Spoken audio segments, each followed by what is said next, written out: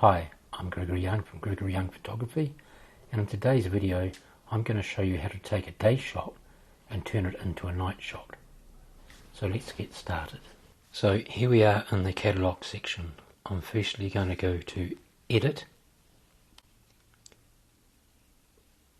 then I'm going to go to Essentials, and in Essentials I'm going to go to Light,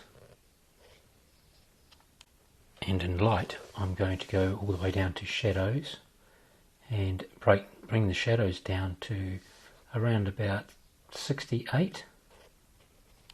Then I'm going to go to Curves, and in Curves I'm going to raise my blacks, I'll drop the whites, and we'll put a little S curve into the graph. So there you go, I'm happy with that. So from the light section and Essentials, I'm then going to go straight over to the creative section, and I'm wanting this to be a night shot. So the first thing I'm going to do is go into the Sky AI. There I'm going to go into Sky Selection, and within Sky Selection you'll see where Luminar has given you all these different options for skies. If you have your own skies, you can also bring those into the Sky Selection and use that as well. So I'm going with Galaxy 1. It will quickly go through the process of analysing it, and there you go.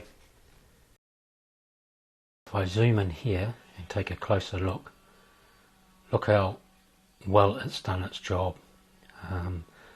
This is a difficult subject with all the branches and leaves, and I think it's done a fantastic job, and so quick and easy to do. Okay, so if we click back out of that, and the only thing I think I need to do is I'm just going to change the sky defocus, and I'm only going to bring that at 1 notch. But that 1 notch is enough to just defocus the sky enough for this particular image, I feel. I am going to relight the scene, and we'll just take that up to 35. From there I'm going to go to Toning, and with the toning I'm going to bring that up, and we'll take that up to 73.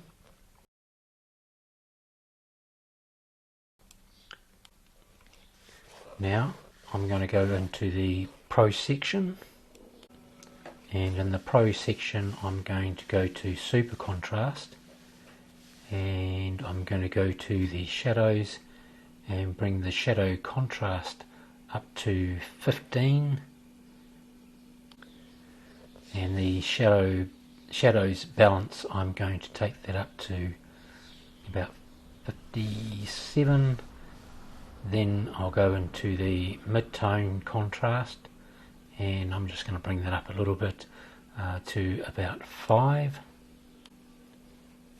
and I'll turn that off and on for you just so you can see the difference there.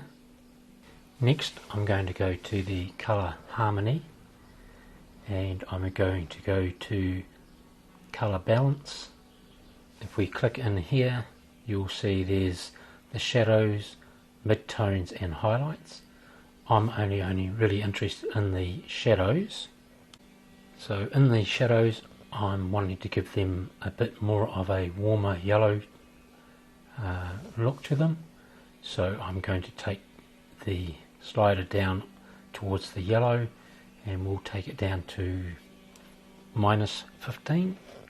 Now if I show you the before and after, so here's the before, here's the after.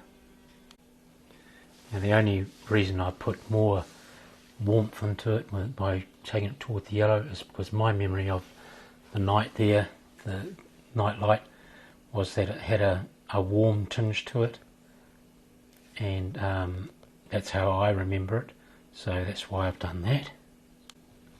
So if I take the slider and push it towards the blue, you'll see there it takes it to a cooler look, which might be more suited towards the autumn or winter months. But this was the summer months, so that's why I've taken it down to -15, -16. So we'll click out of there. Now the only thing left for me, I feel, is that I want to darken the foreground area there, and perhaps a little bit more of the background up into that section.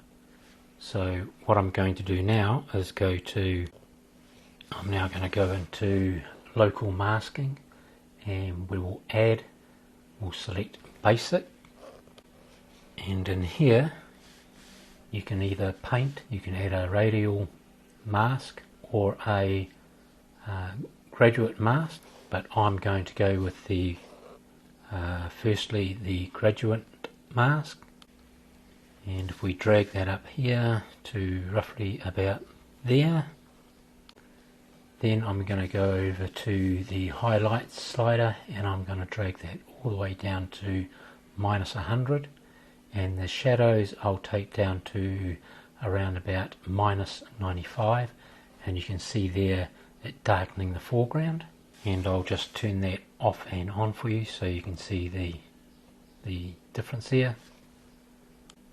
Now I'm going to go back into it, and I'm going to select the paint mask, and what I find really great is that you can use exactly the same basic to do both the graduate and the paint mask there. And with the paint mask I'm going to change the opacity and bring that down, and I'm going to now take the paintbrush, I'm just going to downsize it a bit and paint in those areas with the opacity at 19.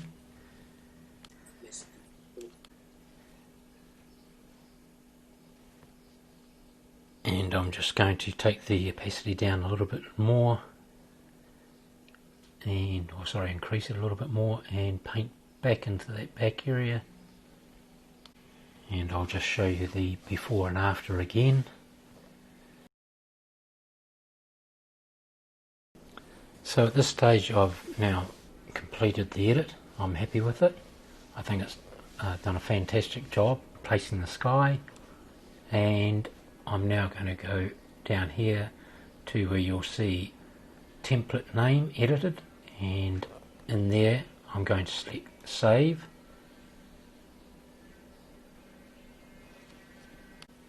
Once I've saved it, I'm going to go into the templates, and if I go to my collection, and then I'll choose the users templates, and there you'll see template name edit, and that is the one we've just produced.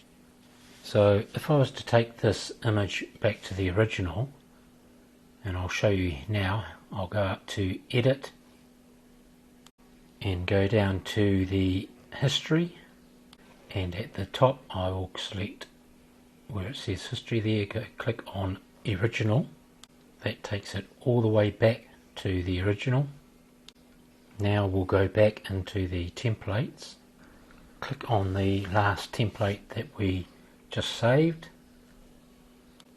and there you go. It's that quick, that simple, and it's very easy. So now if we go back to the catalogue, it's all ready for you to export out.